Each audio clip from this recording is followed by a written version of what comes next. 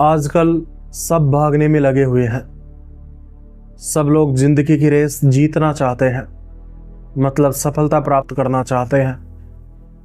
वे अपने आसपास के लोगों को देखते हैं तो उन्हें पता चलता है कि आसपास के सभी लोग भाग रहे हैं।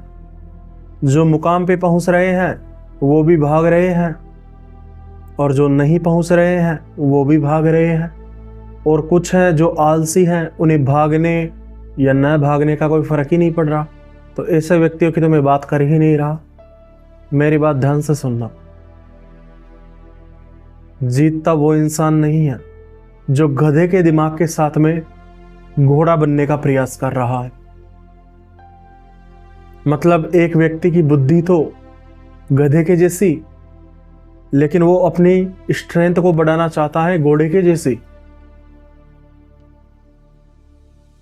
गधे का दिमाग लेकर आप घोड़ा बन जाओगे, लेकिन आपके घोड़े होने का कोई मतलब नहीं निकलेगा। मेरे कहने का मतलब है कि आप दौड़ना सीख जाओगे, जिंदगी की रेस में सबसे तेज कैसे भागना है वो भी सीख जाओगे, लेकिन आपको ये पता ही नहीं है कि कब भागना है, कैसे भागना है, क्यों भागना है, और भागना भी है कि नहीं भागना है। क्या पता कहीं मामला ऐसा हो कि जीत चलने पर ही मिलेगी, दौड़ने पे नहीं मिलेगी। इन सब बातों का पता होना जरूरी है। इसलिए मैं कह रहा हूं कि गधे के दिमाग के साथ में घोड़ा बनने का प्रयास मत करो। अपनी बुद्धि का विकास करो और उसका प्रयोग करो। मैं आपको गधा नहीं कह रहा, और इसमें कोई बुरा मानने वाली बात नहीं है। मैं आपका दोस्त हूं, मैं आपसे कुछ भी कह सकता हूं। तो मैं आज आपको एक कहानी सुनाता हूं।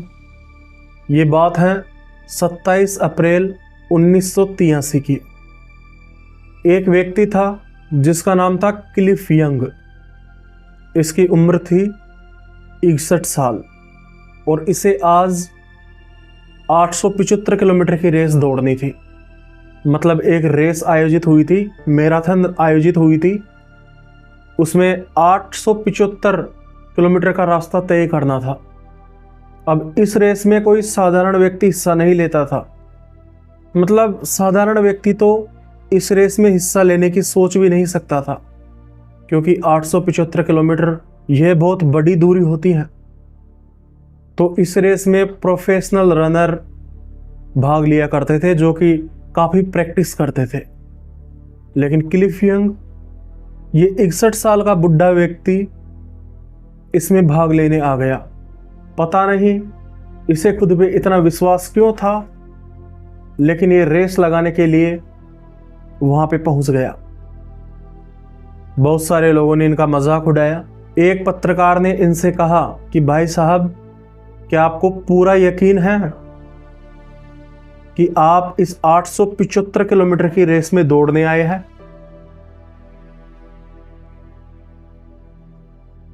तो क्लिफ यंग ने कहा कि मैं सिर्फ दौड़ने नहीं आया, मैं जीतने आया हूं,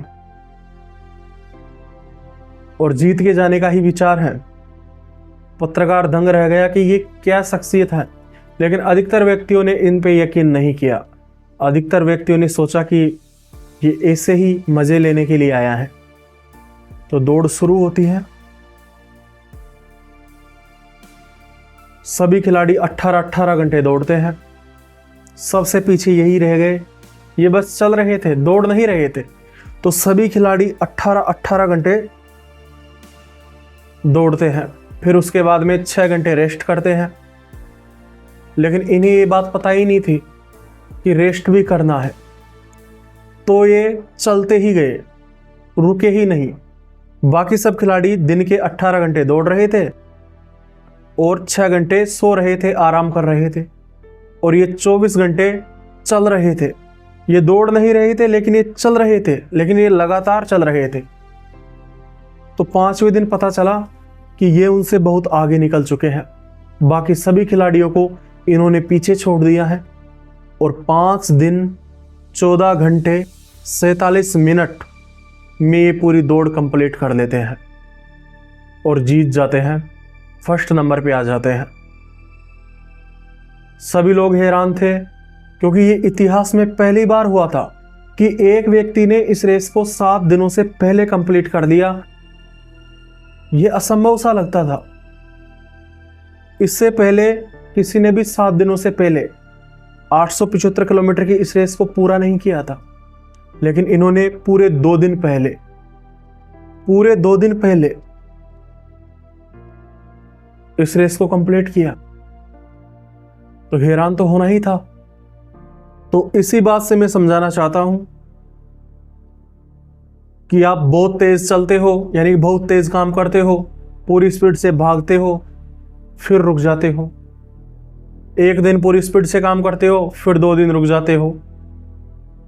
ऐसा करने से बढ़िया है कि आप भले ही कम टाइम सेलेक्ट कर ले काम करने के लिए। अगर आप 12 घंटे काम करते हैं दिन के, तो उसकी जगह पे 7-8 घंटे सेलेक्ट कर ले, लेकिन वो लगातार हो। आज हो गया, कल हो गया। मेरे कहने का मतलब ये नहीं है कि आप भी 18 घंटे काम करो और 6 घंटे आराम करो, या 6 घंटे भी आराम ना करो। मेरे कहने का मतलब है कि कुल मिला के कंसिस्टेंसी मेंटेन करो, निरंतरता मेंटेन करो।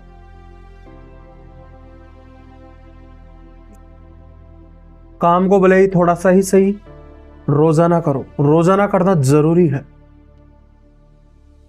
अगर आप रोजाना डिसिप्लिन के साथ में चलते रहते हो, दौड़ा नहीं जाता, चलते रहते हो, तो कभी ना कभी 1 साल या 2 साल लेट सही, उस व्यक्ति के मंजिल पाने की संभावना बहुत कम है। जो भागकर थोड़ी दूरी तय करता है, फिर सो जाता है, फिर दूरी तय करता है, फिर सो जाता है। अगर आप लगातार चलते हैं तो जीत आपको मिलेगी। और वैज्ञानिकों का कहना है कि एक व्यक्ति अगर धीरे काम करता है, आराम से, सहजता से, जागरूकता के साथ में कार्य करता है, लेकिन लगातार करता है, तो उस व्यक्ति को थकान भी कम महसूस होती है और वो उस व्यक्ति से ज्यादा काम कर पाता है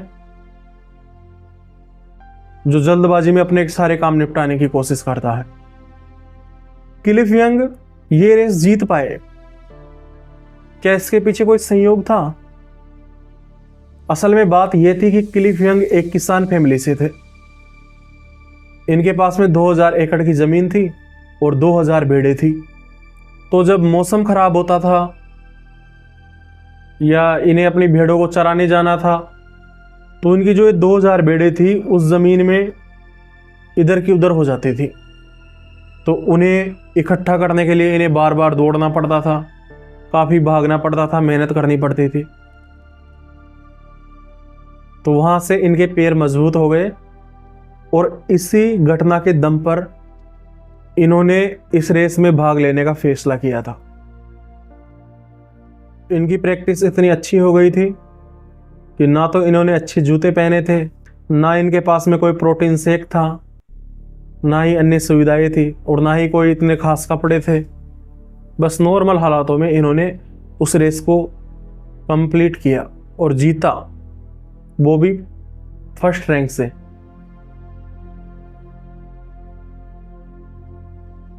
तो इस बात से घबराना बंद करो कि तुम्हारी स्पीड धीमे है। चलते रहो। तो उम्मीद करता हूं ये बात समझ गए होंगे कि कंसिस्टेंसी कितनी जरूरी है।